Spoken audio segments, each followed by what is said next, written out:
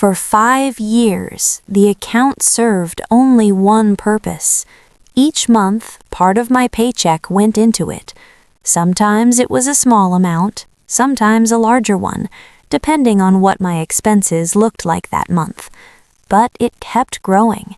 It wasn't only money, it was a plan, a small house in a quiet place, somewhere that would finally feel like it belonged to me. No roommates, no temporary leases, just something steady. My brother Daniel had always believed that kind of planning was dull. Daniel preferred momentum, quick decisions, quick money, quick results. That's how he appeared at my apartment one evening with an idea. "I just need a short-term bridge," he said, sitting at my kitchen table as if the whole conversation had already been decided. "A bridge to what?" I asked. "A deal," he replied vaguely. 2 weeks, maybe 3. Then I'll pay you back with interest." I didn't like how it sounded. "How much?" I asked. He told me it was most of the house fund. "That's not a small loan," I said. Daniel leaned back in the chair. "You've been sitting on that money forever," he said. "What's another month?" I hesitated. "You're sure this is temporary?" "Absolutely," he said. He said it with a level of confidence that made doubting him feel almost unreasonable. He was my brother, so I went along with it. A week later, I discovered where the money had gone. My parents had invited everyone over for dinner. When I drove into the driveway, a bright red sports car was parked at the curb. Daniel was standing next to it, talking with my dad. The car looked like it had just rolled out of a dealership showroom. When he noticed me, he smiled. "Pretty nice, right?" I looked at the car. "You bought this?" "At least, technically," he said, "but yeah."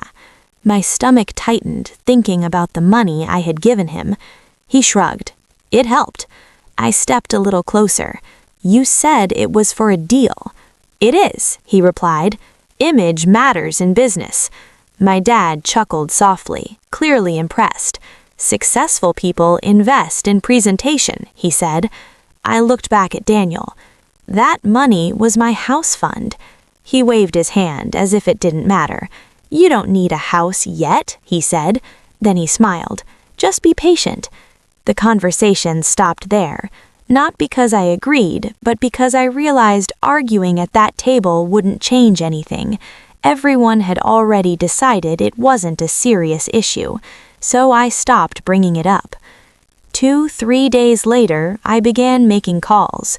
The transfer had been informal, simply a bank movement between siblings, but the messages we exchanged before it happened were clear, promises of repayment and specific timelines.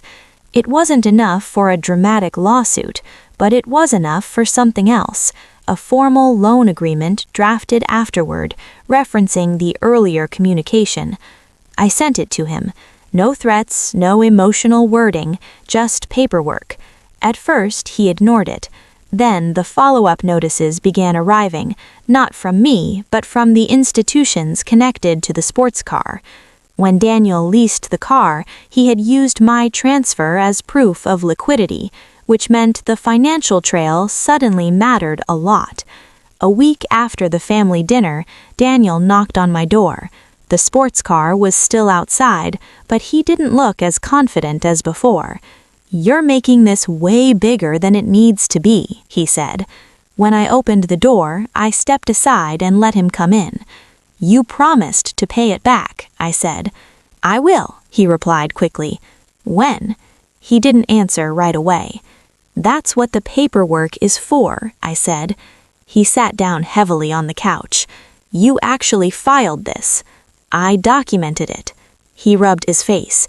"You could have just talked to me." "I did," I said, "at dinner." "You signed this?" I said.